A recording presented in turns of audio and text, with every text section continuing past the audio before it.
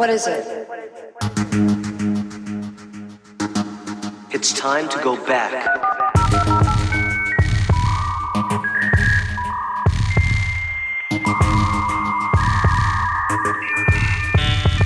Welcome.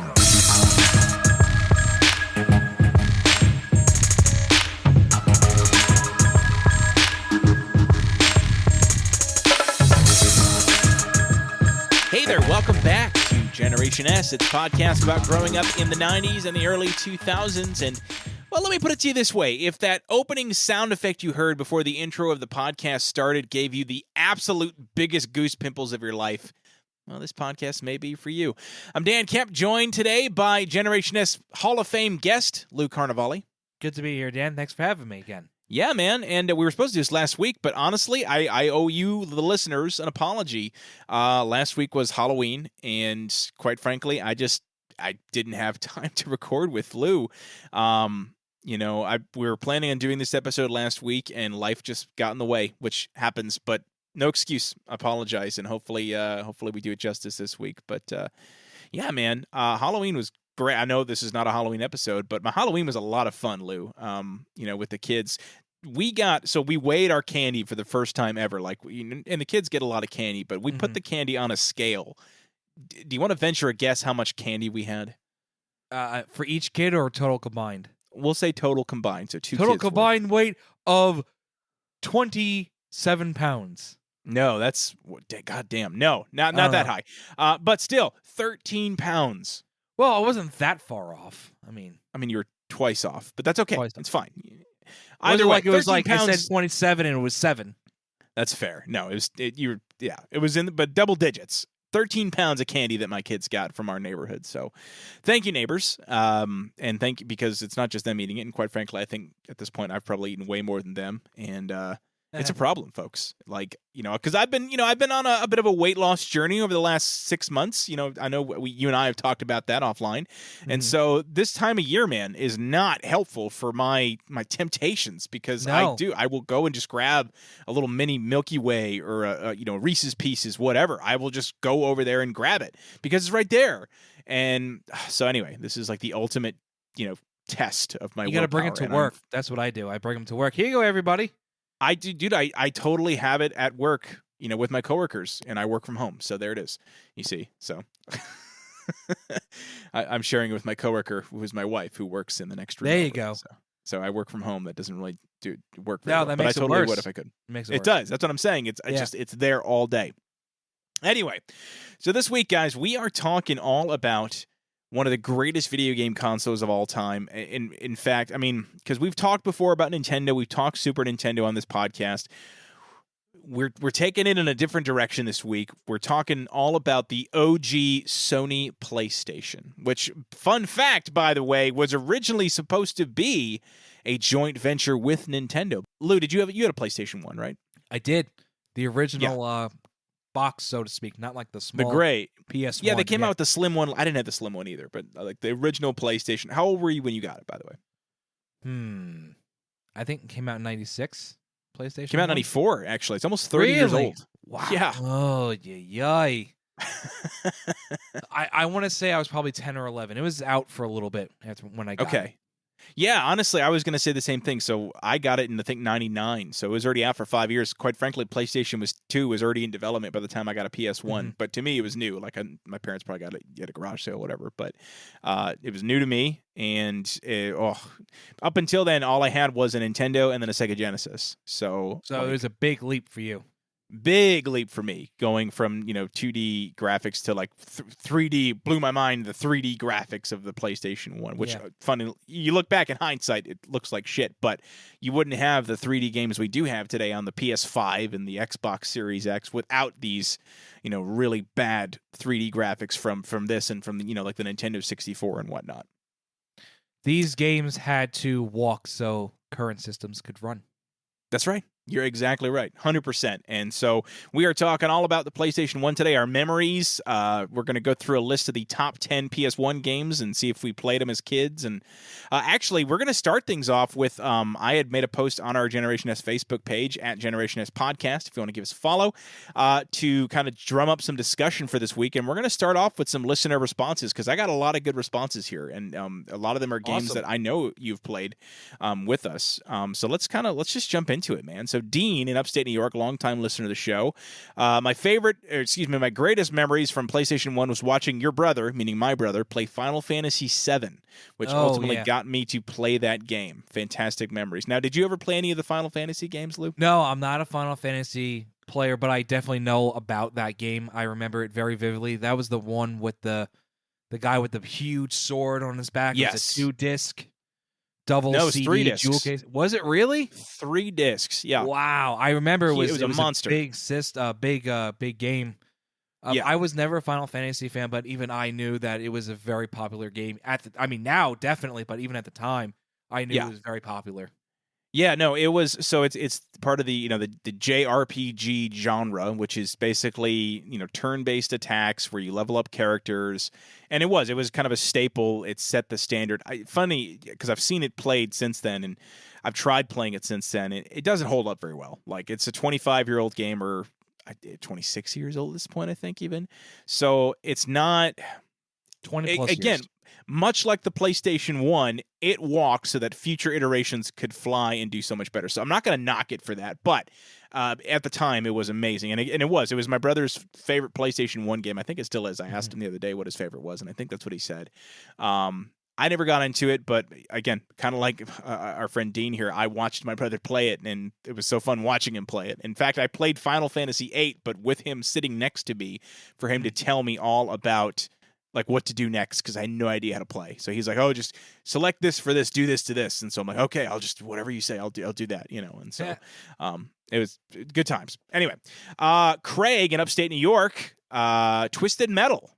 There we go. Big fan. There it is, right? And so you and I have done a Twisted Metal Normally, it's funny, now that I think about it, normally we try to talk about a video game console before we dive deep on specific games for their own episodes, but we kind of, because the show was coming out at the time, we wanted to definitely talk about Twisted Metal, and so knew we were going to talk about it here on the show here. But just as a reminder for our listeners who maybe skipped that episode, and if you did, you're dead to me, but just in case, Lou, you played every single PlayStation 1 Twisted Metal game. There's 4 of them, I think, right? Or 5? 5 of them. There is 5, because there's a Small Brawl. That's correct. Right. There you go. So you played 1 through 4, and then you played Small Brawl? Yep. I only played Okay. Small Brawl over the summer. As we're recording this in November of 23, I played it in the summer of 23 for the first time. Oh, nice. Okay, so not from your childhood, no nostalgia tied to that specific game. No, because that came out at the same time as Twisted Metal Black on PS2, and one was for adults and one was for kids. So, and there you go. I went and for by Black. then, as I say, you were a teenager at that point. So, of the original PlayStation 1 Twisted Metal games, is 2 your favorite? Oh, hands down. Yeah, I think that's pretty much the common, like, general consensus. I'll say is Twisted Metal 2. And why is that? Because I don't disagree. I actually liked Twisted Metal 3, though. Like, what was it about? It wasn't bad. What was it about 2 for you, though, that made it better than the other ones? A little bit of everything. Well, first of all, it was the actual gameplay itself. The mechanics were spot on. Okay. And I can say this because I'm actually still playing the downloads of Twisted Metal 1 and 2. And I just moved, and I got my PS1 up and running, and I did play 3 and 4. Just the gameplay itself, the mechanics is not as smooth in 3 and 4 as it is in 2. Gotcha. So that's the first thing. It's like your vehicle flips over a lot, and then it transposes from like upside down to the right side up really quick. It's just the weapons aren't as impactful. They don't have that same feeling. Now the soundtrack is freaking awesome in number 3 and 4. Yeah, that's Rob Zombie. Yeah, that's what got me into Rob Zombie. But I think it was just the characters, the gameplay, the locations. Still, to me, is the best Twisted Metal game of all time. Yeah, Not even just on fair. PS1, out of everything. Ever. Yeah. Yeah. So it's funny. I play a game that's a modern game that, if you're a gamer listening to this, you'll have heard of this at least, Rocket League, which is basically just playing soccer with cars, and you're pushing a giant soccer ball around an arena. It's actually a pretty fun game.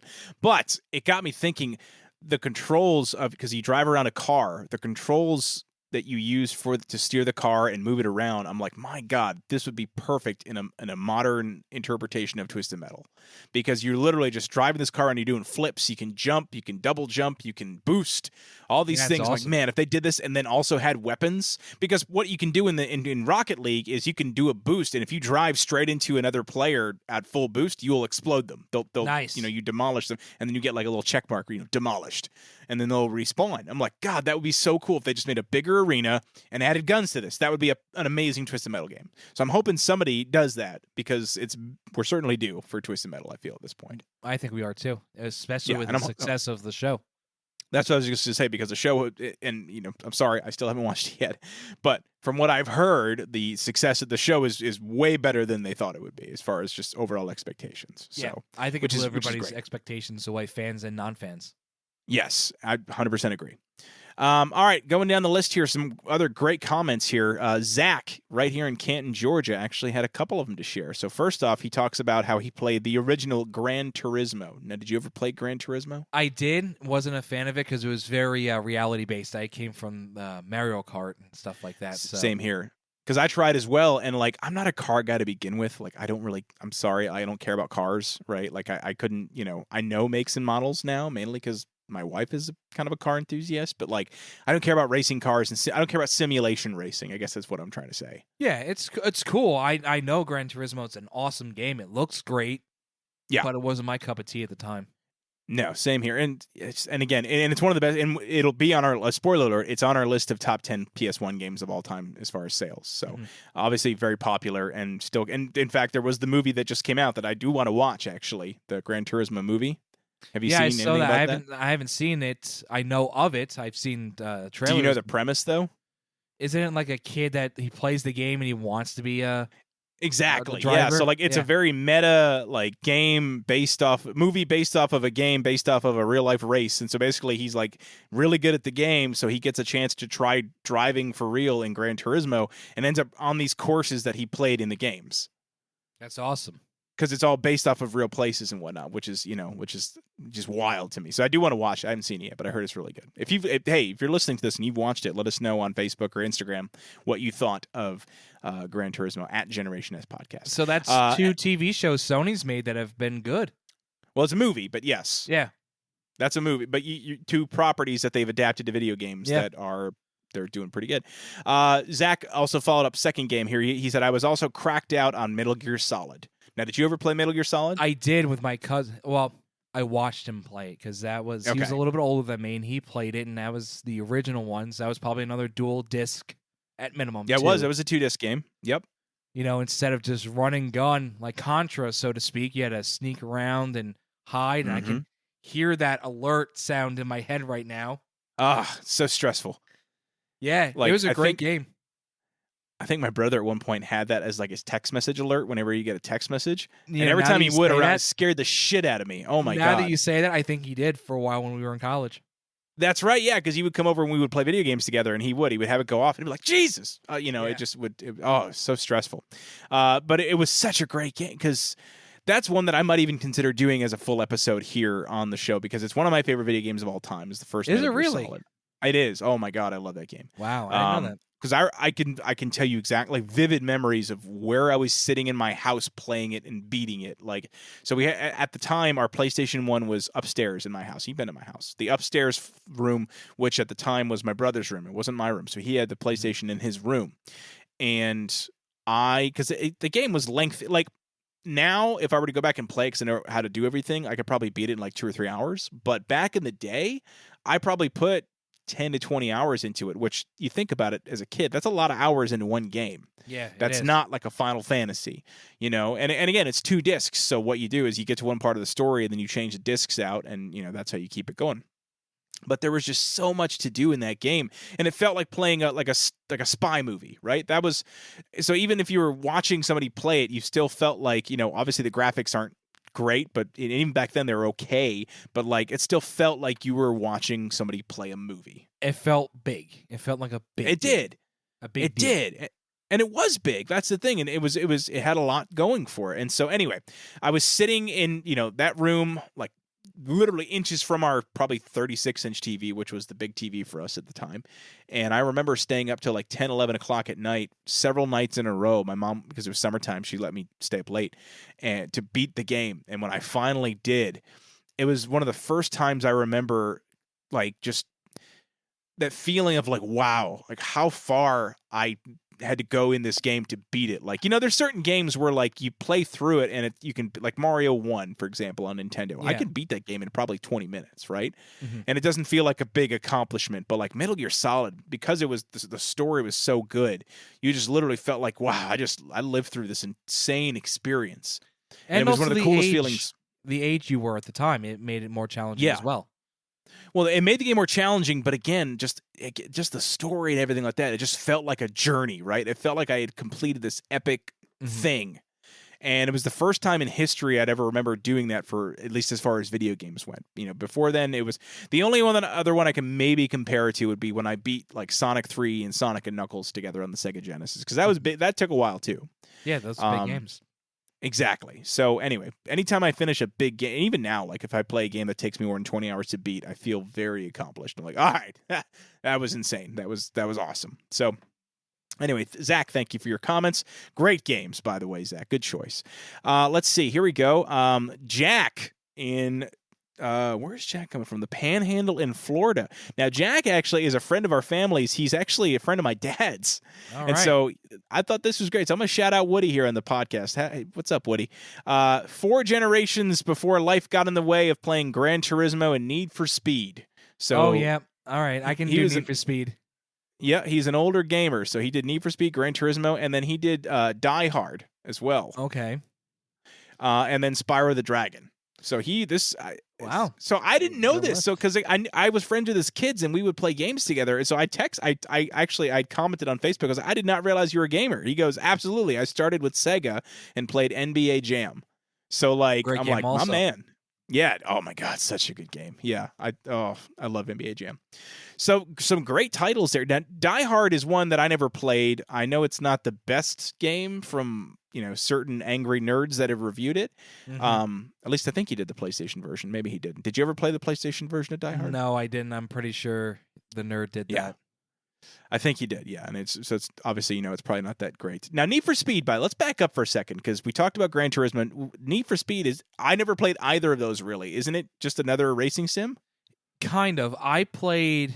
I want to say Need for Speed 3 Hot Pursuit. You had to run from the cops. So. Oh, okay. Well, there was something different with it, so you were trying to evade the cops, avoid the spike strips and stuff like that. So that was interesting. That was cool. The first time I remember playing a game like that. Yeah. Before GTA, we had to run from the law. And then what was the other one? He said Spyro, correct? Spyro the Dragon. Yeah. Did you ever play that as a kid? Didn't play it as a kid, but when I got COVID, and I'm like, man, I need a game. I need something that's not doom and gloom. Not blowing things up. I'm like, I just want to play a game. And on my PS4, they had the Spyro Remastered collection. I'm like, why not? Man, those were great games. I didn't play the original on the PlayStation 1. I played the remaster like you did. So good. Such good games. Mm-hmm. Such good games. To the point where Twisted Metal's my number 1, Spyro's my number 2 for PlayStation 1. Really? Yeah. Wow. Yep. Okay. That's big. It is big. Okay, and it's no nostalgia tied to it. Unlike you could maybe say Twisted Metal has a little nostalgia that factors into the greatness of it for you, but Spyro doesn't have that for you. It's just that good. It's just that good. There it is. All right. Let's see. Ashley in Minnesota, Crash Bandicoot was my jam, she says. That's also my jam too. Hard. Like, did you play it back in the day? Yes. I believe that was one of the first PlayStation games I got was the original Crash Bandicoot. Yeah, I feel like most people's that was like their first, right? That was the big, because it was like their Mario essentially, right? It wasn't a launch title, but like it was supposed to compete with Mario, and he was supposed to be the mascot. The mascot, that's what I meant to say. Yeah, so he's supposed to be like their mascot. Now, I never played the full version of the game as a kid. Now, I have since. I actually own on my Nintendo Switch the Insane Trilogy, the kind of like Spyro, the remasters. Have you played the new one, the remaster, by the way? Yeah, I had that. I had the same thing, the Insane Trilogy. Okay, like the newer one that came out just a couple years ago. Yep. Okay, yeah. So that's how I played it. But back in the day, I did play Crash Bandicoot 1 on a Pizza Hut demo disc. There you go. Yeah, and I knew I was going to want to talk about the demo discs. Let's just, fuck it. It's my show. Let's just deviate and talk about demo discs for a second. we Did go. you have any demo discs? I did. I had a demo disc. I think they used to come with PlayStation magazines. Oh, yeah. It was the Underground something or other, right? Wasn't it I think so. So there was a few. I remember we had 2 or 3. We got them at a Pizza Hut. That's how I remember thinking about demo discs. I know. And so I'm trying to remember games where I've only ever played the first level, or Crash Bandicoot's one of them. Yep. There was another game called Gex. Do you remember Gex? Yes, I have that. You have the whole game, or I have the game. Okay. So I had Gex. It was Gex Enter the Gecko. It was the second one. It was the only 3D platform they did. That sucked. Second one. I liked it as a kid. I thought it was great, but as an adult, original Gex is good. I had on my demo disc, I had a Tekken game. I don't remember which number. Oh, Tekken 3. Yeah, or no, well, I guess Tekken 2 was on one of them too. So Maybe. Do you remember who the characters were? No. Okay. See, now Tekken's my jam. That's my favorite fighting game of all time. So I remember playing that, and there's only 2 characters, and me and my cousin would just rotate playing with those 2 characters. And I remember it's amazing the things you remember. I remember the screen was all these other, you're looking at the screen of the TV. Yeah. And every game was a little box.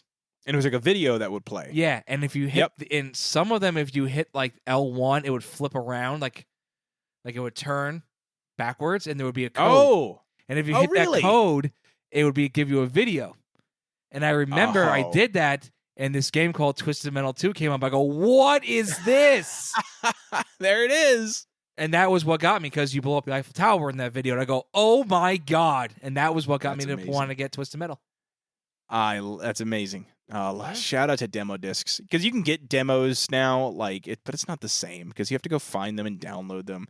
I was gonna say, because I played Tekken 3 for the first time on a demo disc. There was an old PS1 game that's actually coming back on the Nintendo Switch, and I'm so excited for it. It's called Tomba. Do you remember Tomba? I do not. So you were this little pink-haired caveman-looking dude. Oh, such a good game. You basically go around. I only remember Joe and Mac as cavemen. Oh, that was same thing for the Super Nintendo? Different? No, totally different. Yeah, Okay. He's not a caveman. He's more just a savage kid. He's it doesn't take place in caveman times. It takes place on a tropical island, and you're this little dude with bright pink spiky hair, and you go around and have to solve puzzles and unlock new areas and get special items to get to different parts of the game. And oh my God, it's a classic. Anyway, so I only played the first little bit of it, because that's all that was available in the demo. So I remember when I finally actually played the full game, I'm crushing the first level or two, because I'm I've done this thousands of times, and then I didn't know how to play it after that, so I turned it off. So I can't pinpoint when they stopped making demo discs, but I do remember I was watching because of Halloween, I get into the mood of wanting to play the Arkham games, which is definitely not PlayStation 1 era. But I was watching a video of it, and the reviewer goes, yeah, I remember playing Arkham Asylum the first 15 minutes of the game on a demo disc. I'm like, they were making demo discs when Arkham Asylum was coming out? Which is 08 or 09. Jeez. 9. So they were still making them. Oh, wow. Okay. 2009, so there you go. I mean, yeah, that's because they're awesome. There's no way around it. They are super fun. And again, there's so many, you maybe never would have gotten Twisted Metal, or would have gotten it a lot later in life had you not seen that video. Yeah, and it was exciting because you got the disc, and yes, what was on the artwork of the cover or of the CD itself, okay, it's got Tomb Raider on it. All right, there's going to be some of the Tomb Raider. But there's going to be other games on it. You didn't know what you were going to get. No, and that's the thing and it gets you interested. Oh, I never would have thought about it. I remember I played Tomb Raider 2, the first level of Tomb Raider 2 for the first time on a demo disc. I never played a Tomb Raider game before that, but it made me want to go play Tomb Raider games, and I knew how to play them already because I played the demo, so I could jump right in. And it lets you practice, which I think is just really, it's amazing. So, smart business. Very smart business. So, all right. Moving through here, some more great comments, and a great one there from Ashley. Thank you, Ashley, to get us down that path of demo disc discussion. Scotty Blaine, DJ up there in upstate New York. I had just about every wrestling game I could get, WWF, WCW, and ECW. I like him now. You just mentioned those 3 letters. You're okay in my book, buddy. Well, you know what's funny? Like just on a personal note, you'll go to like different conventions and stuff up there, right? And you'll take pictures of you'll send me like who's there or whatever. Yeah. I will see him post on Facebook pictures from the same convention. I'm like, I swear to God, you guys are probably in the same room at the same time because I'm seeing posts Could around be. the same. Yeah, Scott's a great guy. But yes, so wrestling games. We've talked about them before on our pro wrestling episode. For the PS1, what is your favorite wrestling game? Boy.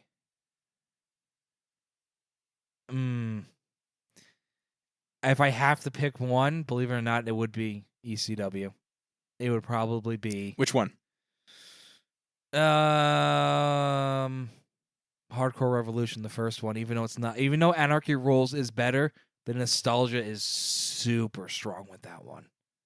It's all nostalgia. Yeah. That's the I only had hardcore. reason. Well, I had Hardcore Revolution, and because I had played WWF Attitude before that on my friend's Nintendo 64, and so when I got Hardcore Revolution, I'm like, oh, it's just WWF Attitude with ECW guys, and it was great.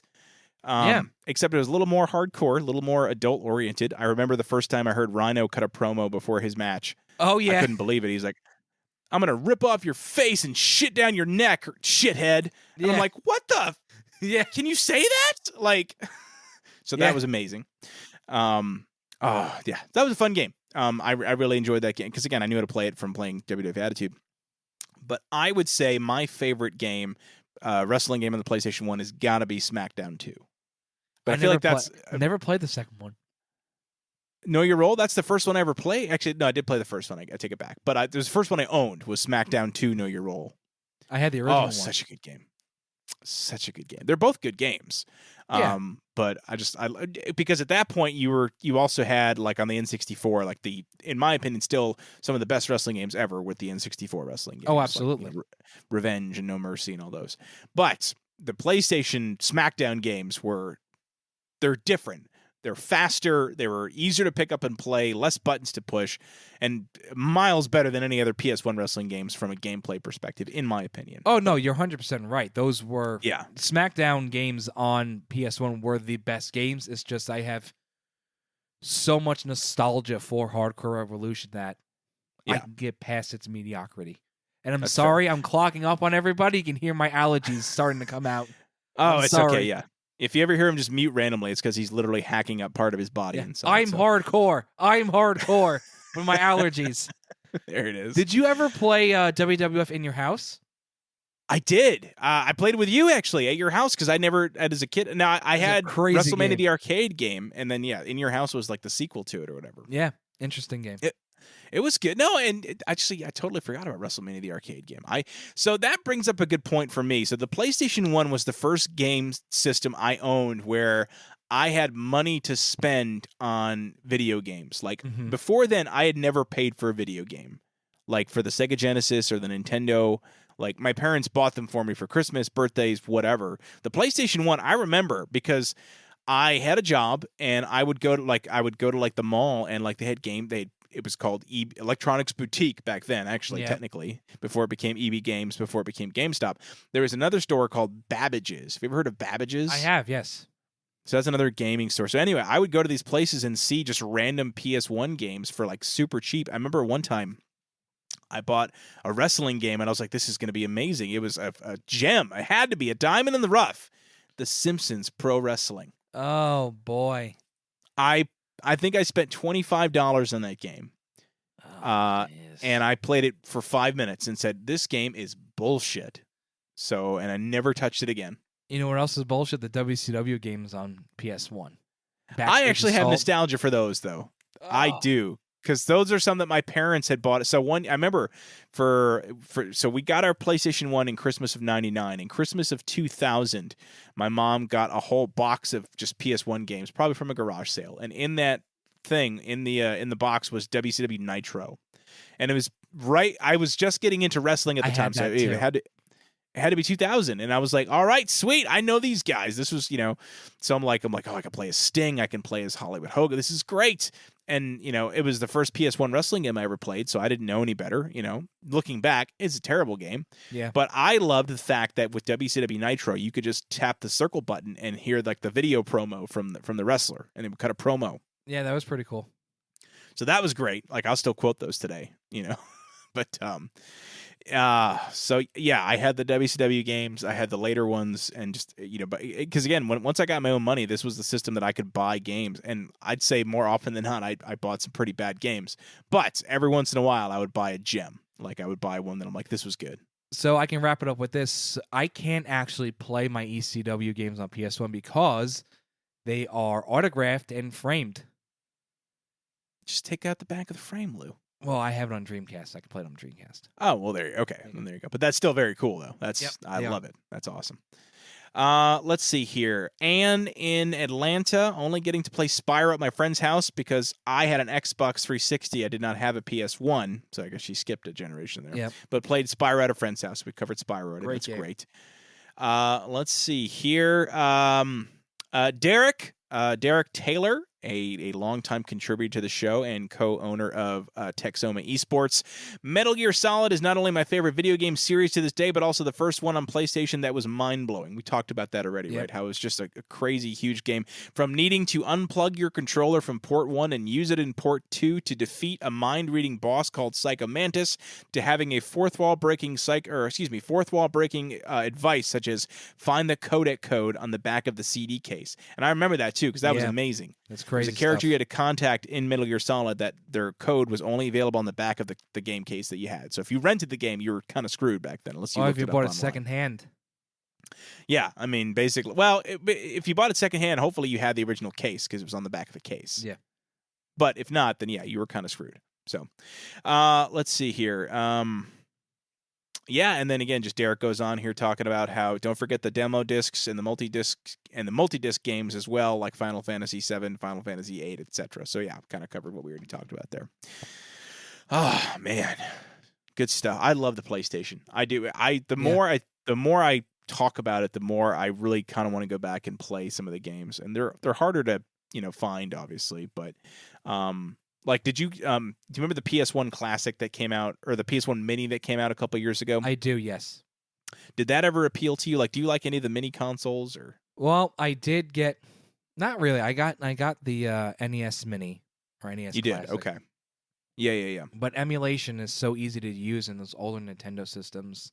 Yes, I agree. The games didn't really appeal to me on the PS1 Mini, especially they had to 1, not 2. I'm like, eh. Yeah. So okay.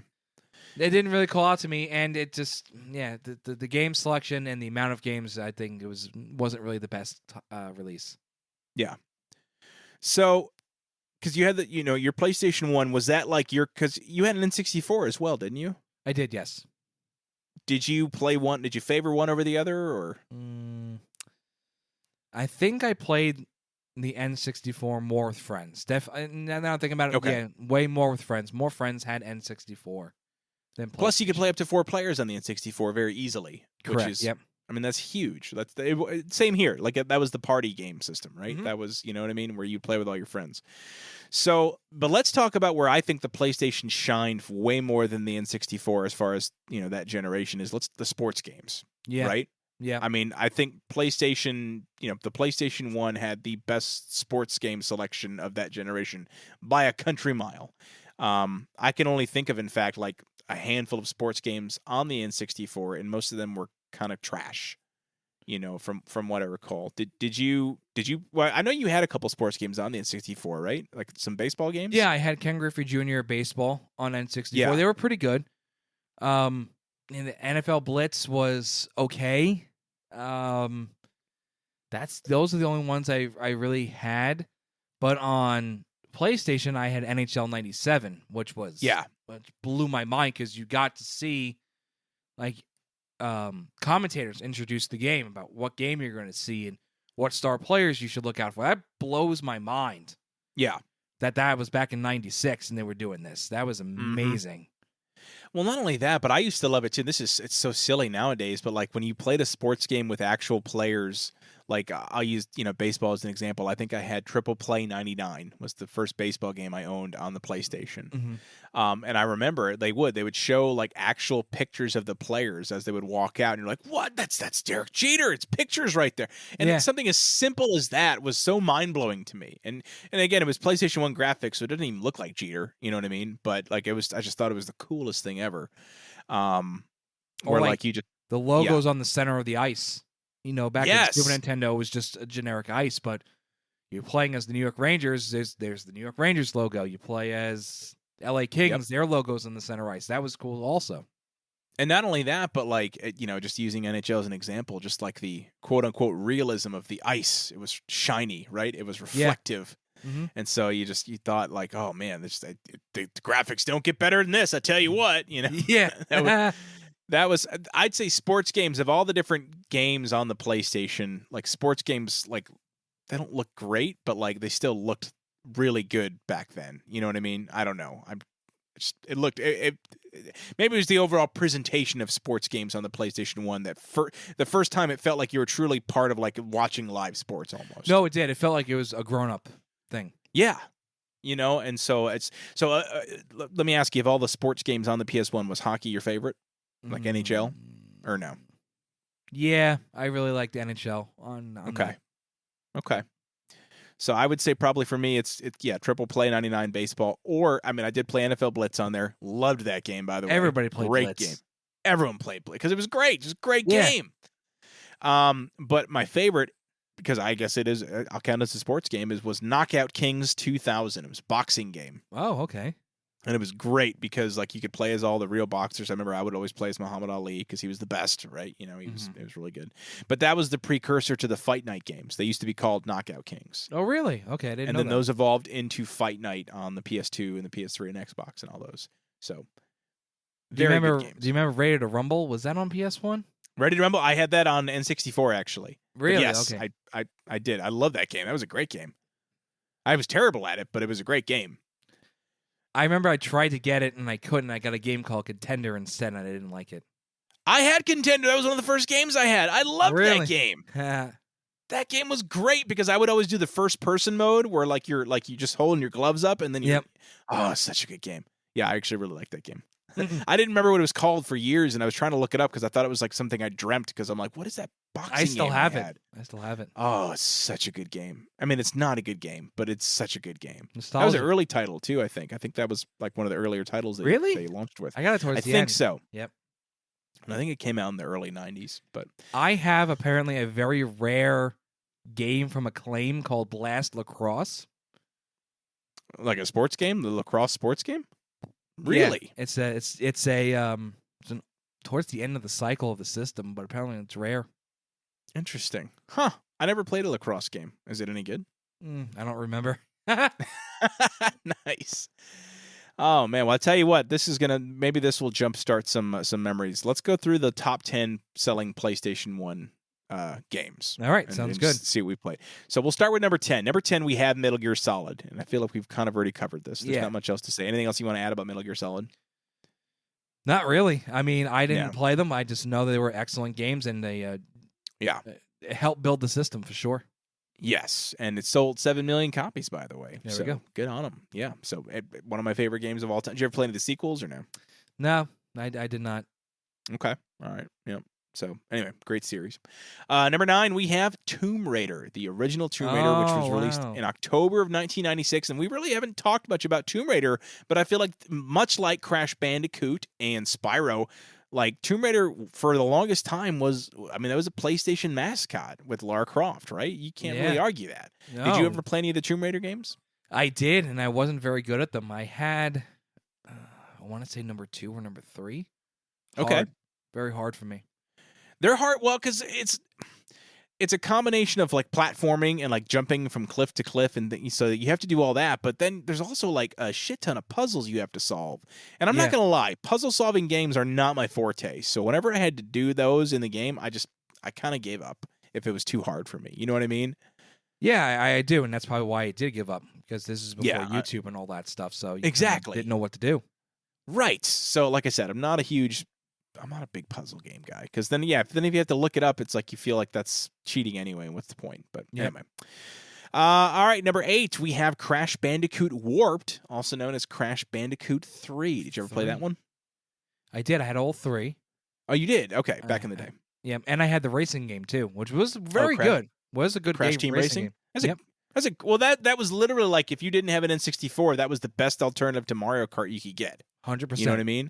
It's a great game. I never played it back in the day, but it's one of those where I bought the remake on the Nintendo Switch, and it is super fun. I love it. So, and then at number 7 we got Crash Bandicoot 2 right there. Cortex Strikes Back. Really? Okay. So Yeah. So number one's 2 on the Crash list. games. And I'll say this: the original Crash Bandicoot is not in the top 10. It is actually number 11. So really, yeah, the 2 and 3 sequels sold did better. which- Interesting. Usually that's the case in video games if you think about it, though. Hmm. You know what I mean? Yeah. Like movies, no. Movies, it's always the original's the best. But video games, for the most part, unless they do something totally crazy, look, your favorite game is Twisted Metal 2, right? It's not the first one. Yeah, that's true. So, I Gears mean... of War 2. Exactly. Like, it just doesn't, you know what I mean? It's now, the sequels after the first sequel are maybe diminishing returns, but that first sequel, if they do it right, it's going to be better. So that's number 7, selling 7.5 million copies. And number 6, a game that I never played, but I'm sure I had friends that did, Harry Potter and the Sorcerer's Stone. That's crazy that came out on PS1. It came out on PS1 in 2001, one of the last titles launched for the PlayStation 1, I believe. And it sold 8 million copies. So good on. Did you ever play any of the Harry Potter games? No, didn't even know they existed on PS1. Yeah, honestly, neither did I until... Actually, no, I did, because I remember seeing them in a magazine, but I remember this was an era where I think that game came out on PS1, PS2, GameCube, and Xbox. And they were all different games. Multi-generation, multi-console. But it was each one was totally different. Like, you could get a totally different experience playing each of those games depending on what console you played it on, which is kind of a cool... Like, I feel like they used to do that with some of like the Sega and Super Nintendo games, where like depending on which version you had, it was totally different. Like Power Rangers. Exactly like Power Rangers. My God, and what a shitty version that Super Nintendo one was. But that's just my opinion. But you're exactly right. Yeah. So like the different version, the other one I think of was like the Disney games, right? Aladdin and Lion King and all those were definitely different on the different consoles, and it wasn't just like a reskin or whatever, which is not true these days. You get it on PlayStation, you get it on Xbox, it's the same freaking game. So pretty much, yep. Let's see. Number 5, we have Tekken 3, which we talked about a little bit. Again, Tekken is one of my favorite video game series of all time, ever. Definitely played on the demo disc. Oh, it's so good. Exactly. Yeah. Such a good game. Amazing game. So love it. Love that it's number 5. Number 4, we have Final Fantasy VIII, which sold, came out in February 99, sold 8.6 million copies. Final Fantasy VIII was the first Final Fantasy game I ever played, so I have a soft place for it in my heart. It is, in hindsight, not one of the better received Final Fantasy games, but I very much enjoyed it for what it was and have a ton of nostalgia. It was the first game where I was able to name my own characters, and so I remember this very vividly. I named all of the characters in that game after characters from The Matrix. Okay. All right. Which, so my guy was Neo, and then like I remember I fought like I'm trying to think who else I did name, but like, yeah, so like I had Neo, you had Trinity, you had all these different characters, and so I just named everyone after Matrix characters because I thought it was so cool, right? You know. But I digress. At number 3, we have Gran Turismo 2, which I'm assuming, since you didn't play the first one really, you probably never touched Gran Turismo 2. No, I did not, but there you go again, 2. So yeah, absolutely. 9.3 million copies sold of that. At number 2, we have Final Fantasy VII. So the earlier release did sell higher than its predecessor here, with 10 million copies. And again, it's Final Fantasy VII, to the point where they have made a movie out of it. I think multiple movies out of it. They've made they've made spin-off video games, and they've made all kinds of shit for Final Fantasy VII. So it's its own universe at this point, and very popular. Yep. So, and then finally, number 1, once again, kind of breaking the rule I said about sequels always being a better performing platform. The original Gran Turismo is the number 1 selling PlayStation game of all time. How many? 10.8 million copies. Jeez. All right. Yeah. All right. Kind of crazy. That is. That's insane. Yes. Do you want to know what was the 122nd best-selling PlayStation 1 game of all time? I don't know what. That would be NBA Live 2000. That's so random. Why is that? Yeah. I don't know. No clue. I just looking through, like, because I just decided to scroll through the bottom because it literally ranks the best. So these are the top 122. And so NBA Live was down there. Yeah. At 120, you're going to hate this, but Street Fighter Alpha 3 was the 120th best-selling PlayStation 1 game of all time, only selling 1 million units. Really? Huh. Yep. So it lost out to Alpha Mahjong. 3? Yeah, Alpha 3 lost out to Mahjong and Dance Dance Revolution, which apparently had come out on PS1. Had no idea about that. Did not know that. Fun. And Ridge Racer. I just saw Ridge Racer on. You remember Ridge Racer? I do. That was one of the first games in fact, I can tell you. Let me tell that story real quick, because I talked about how I got the PlayStation 1 on Christmas Day in 1999.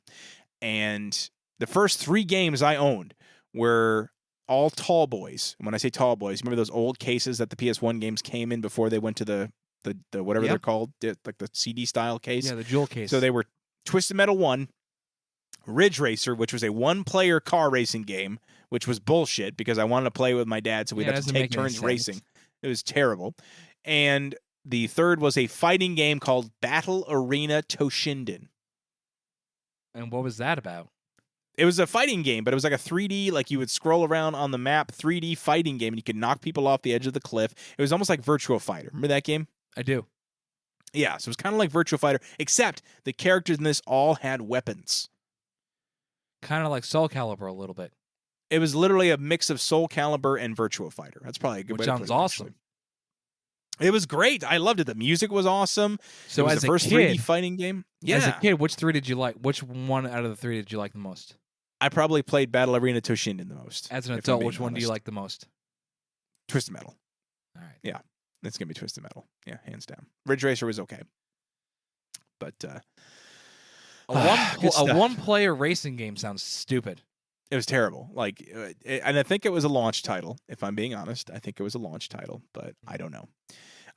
There's a few more franchises I want to shout out that kind of got their start on the PlayStation 1, and I want to get your thoughts on them. So one of which is Resident Evil. Did you ever play any of the Resident Evil games? I know you're not a scary game guy. Tried. I just wasn't very good at them. They had the tank controls. I didn't like it either. Yeah, the controls in the old Resident Evil games were pretty bad, at least from my perspective. I know a lot of people do. Well, and what people like about them is that it's supposed to add to the tension of like a zombie is slowly walking toward you. Can you imagine being able to run freely around like in Gears of War? Like you would just dominate. But if you're having to like tank, pivot and then walk and pivot, whatever, I feel like that maybe adds to the tension, and that was the idea. But I agree. For me, I couldn't get into it. Yeah. Let's see here. There's another series on there called Siphon Filter. Very similar to I was just about to say that. Yes, I played that.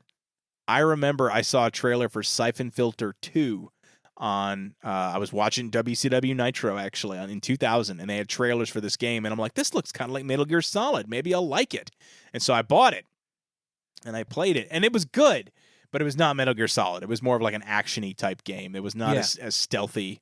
You know what I mean? It was just kind of a pure third-person shooter. It was fun, though. I mean, don't get me wrong. It was a good game. It was still It wasn't great. It wasn't amazing, but it was a good game. Exactly. Yeah, you're 100% right. There was another series on the PlayStation 1. It was made by the folks who made Tomb Raider. It was the Legacy of Kain series. Do you remember any of those? Yes, I do remember playing Legacy of Kain. You do? Soul for real? Reaver. Oh, yeah. Soul Reaver. Yes, it's my brother's favorite game of all time, or one of his favorite games. He actually texted me saying, make sure you shout out that game on the show. So thank you for reminding me there. Or whatever. I love those games so much. They're perfectly just fun puzzle. I wish those games would make a comeback because they're so good. Good stuff. Oh my God. So many. I think, I'll be honest, Lou, I think for the longest time, I kind of wrote PS1 off as like okay games. But the more we're talking about these games that I forgot I owned in a lot of cases, the more I'm like, fuck yeah, the PS1 was awesome. It was a great system. I'm just looking at the list of the top games. Cool Borders. Did you ever play that game? Yes, I did. A snowboarding game. I had loved it. Loved it. I was amazing at it. It was such a fun game. I was so good at it. Let's see. You know what I had too? I had the Mortal Kombat trilogy on PS1. Okay. Where you could play as every single character that existed in Mortal Kombat up until that point, including the bosses. It was a big deal back then. But the load times were that was the other thing too. Like, I'm sorry, but the PlayStation 1 load times were like notoriously bad. But I think back then you didn't have anything to compare it to, so you're like, oh, this is fine, and get the 3D experience. So I'm cool with load times. Did you ever play any of the Oddworld games? No, I did not. I wanted to back in the day for the original Xbox, but I never did either. So that you never played the PS1 ones then, I which did were not. totally different than the Xbox one. So it was more of like a puzzle solving where you basically had to like lead people out of danger and by talking to them and giving them commands to do things. Anyway, it's a lot more fun than I'm making it sound. Yeah, it sounds. I promise you. No, I promise you, it's actually a lot of fun. So anyway, if you get they actually made an HD remake of it for the PS3, I believe, or PS4. So you can, it's worth checking out. Any other franchises you can think of that are like known PlayStation franchises? I'm trying to think. Man, I can give you an obscure one. Ape Escape. Oh God, you know why I loved Ape Escape? You know why I remember Ape Escape? It was the first time I ever used the dual analog controller. Yep, it was the first game that was required that you had one. You had it because that's how you would use it to catch the apes. Was you flick the stick to throw your net. I rented that at my aunt's house. I loved it. That was a fun game. That was a good game. Oh man. Did you own so the system that you own, because I remember, and I didn't realize this either, but the first PlayStations that came out did not have the dual analog stick controllers. They had this basic controller. Yep. But which is funny because you'd think, how could you play a 3D game with a D-pad? But I mean, you had technically, that's what you had to do. And honestly, I did in hindsight, I always did. I'm trying to think there's very few games in fact, that was the only one I think on the PlayStation 1 where I used the analog sticks. I think all the other ones you didn't use. No, you really didn't. Maybe at the very end you did, but yeah, Ape Escape was the first game that was really literally required you to have that controller. Yeah, exactly. Which, yeah. So it was expensive. You had to go buy the game and then the controller. You did. It was over $100 to play this game. Yes, if you didn't already have. Now, if you bought one of the later, systems that came out with the DualShock controller, then it was fine. Yeah. But you're absolutely right. I totally forgot about Ape Escape. Thank you. Yeah. Do you remember the Rugrats Nickelodeon video game on there? I do not. Where you basically play through old episodes of the Rugrats? Oh, that was a fun one too. Not very good, but it was fun. Oh, so Tony Hawk. There's another one. Tony Hawks. Yeah. All those. I never owned those, but I had friends that did, and they like swore by them. And another one with an amazing soundtrack, right? That was like, it was known for like its great to the point where I think I haven't played the remakes, but do the remakes have the soundtracks, or do they have to like get rid of them? I don't know. Yeah, but those are big games when they came out. Mm-hmm. So you had that. You had there's so many. I'm Silent Hill. That's another series that kind of made its debut on the PlayStation 1 here. So many games. Like I know I'm going to leave them out, and I apologize. There's so many good franchises that started on the PS. Jet Moto, yes. I was just thinking, what was that jet ski game called? Because I was thinking of Wave Racer on the N64. This was like the equivalent to that on the PlayStation. Parappa the Rapper. You're taking me back, bro. There's so many. I'm sorry, but nobody can tell me that the PlayStation 1 was a bad system. There's so many great fun games that, like, I don't care how they look. They were fun to play. And that's you know what I mean? That's the most important thing, is how they make you feel. Yes, there's a sense of nostalgia attached to them, but nostalgia doesn't mean it's enjoyable 20 years later. No, absolutely not. A lot of these games are enjoyable. They're fun to play. But I'll give you an example of what you just said where it's not is, I'm not going to lie, like, it's hard for me to watch the original Teenage Mutant Ninja Turtles unless I'm really drunk or having pizza with friends, because it's just not a good show. My kids love it, but that's the point, is it's a kid's show. Yeah. I don't like it as an adult as much. I will not. It's hard to rewatch Ninja Turtles by myself these days. You know what I mean? Unless it's like for pure nostalgia. Yep, exactly. Good stuff. Good stuff. Such a fun system. I'm sorry. You're nerding out. I am. I wish they would re-release these on the PlayStation 4. I would buy these games again. Like, there's some that are available, but there's so many that are just lost. Like, you have to either try to track down the original PlayStation 1 disc or get it on your, emulator on your computer. But like, that's the only way to do it. Yeah. Which just sucks because there's so many good games. And there's nothing like taking the real controller and the real system. Exactly. No, you're absolutely right, and there's nothing like it. So I'm envious of you that you still have the. Well, no, you don't have a PS1. You have a PS. No, I have a PS1. Actually, you do have a PS1. Yeah. Jealous. All right, man. I feel like I want to keep talking PlayStation, so I definitely. Would you want to come back on and do a PS2 episode in the future? Yes, but my allergies are not attacking me. Honestly, it wasn't that bad. I didn't. That's because I kept muting the microphone. Oh, that's fair. Okay. So if you hear Luke cut out and all, that's why. Like, I already mentioned this, but he's hacking up a little. You don't want to hear what I'm doing. Well, listen, man. Unless you got anything else you want to add, I'm cool if we kind of wrap up here. I'm good. I apologize to everybody again if I got nasally as I was talking. I really wanted to do this because PlayStation 1 was one of my most favorite systems of all time. I'm still playing it right now. And PS2, I got some good memories. I have a very interesting story of how I got my PS2 back in the day. Well, then we will absolutely do this episode, PS2 episode here. Not next week, but we will absolutely be doing one in the future. So with that, Lou, thank you so much for coming on and putting yourself through hell to get this done with me here, because I know You're welcome. I know you're not feeling 100%, man. So it really means a lot to me that you're. That's why I'm on the Hall of Fame. Generation S Hall of Famer. I think at this point you're the only one in the Hall of Fame. I haven't inducted anyone else yet, including my wife, by the way. But she's probably first ballot at this point for the next induction. She'll be in there. But anyway, so guys, thank you so much for listening. As always, make sure you are checking us out on social media. You can give us a follow at Generation S Podcast. In fact, if you want to reach out, that is probably, we don't have an email address for the show. I don't even think people really email anymore. Anyway, we're at the point where like texting is a thing and reaching out on social media. So give us a follow on social media, Instagram at Generation S Podcast, on Facebook at Generation S Podcast, on YouTube at Generation S Podcast. You can find us there. Send us a message, man. If you have thoughts on the show, if you have ideas for episodes and you want certain things covered, love to get that feedback. Send it out to us if you can. And speaking of YouTube, we got some great stuff brewing there. We're doing so, every week we're posting videos. We do a lot of work with Power Rangers and just video games, pro wrestling sometimes, you name it. We got some cool stuff on there, so make sure you are giving us a follow there on YouTube. And hey, by the way, I haven't shouted this out in a while, but if you are looking to support the show financially, monetarily, at this point, the best way you can do that is to check out our Generation S merch store. The link is in the description below. So if you have not purchased a shirt or a notebook or something fun with the Generation S logo on it, I'd love for you to consider picking up a shirt. They're really cool. They got some great designs on there. Again, the link is in the description below. And with that being said, what's that, Lou? Please go buy some t-shirts so I can go buy some allergy medicine. There it is. See, if you want Lou to have allergy medicine, go buy a shirt. His literal allergy, cure depends on it. Yes, it does. But seriously, guys, it's real. There it is.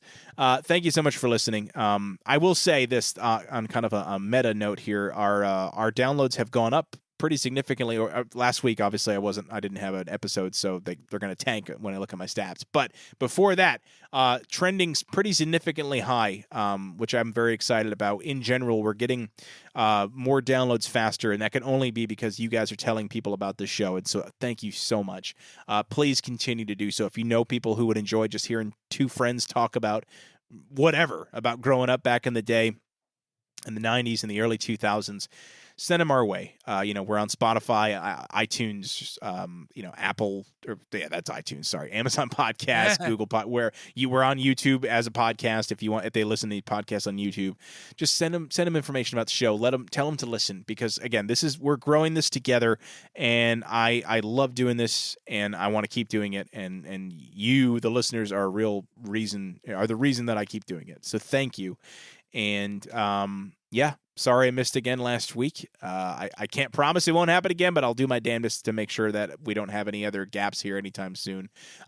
Very excited about the next episode we're doing for the show. I don't want to say too much just in case it doesn't happen next week, but if everything goes to plan, Beth will be back on the show next week, and we're talking about something very near and dear to her heart. And I'm trying to think of how to say this without giving away too much.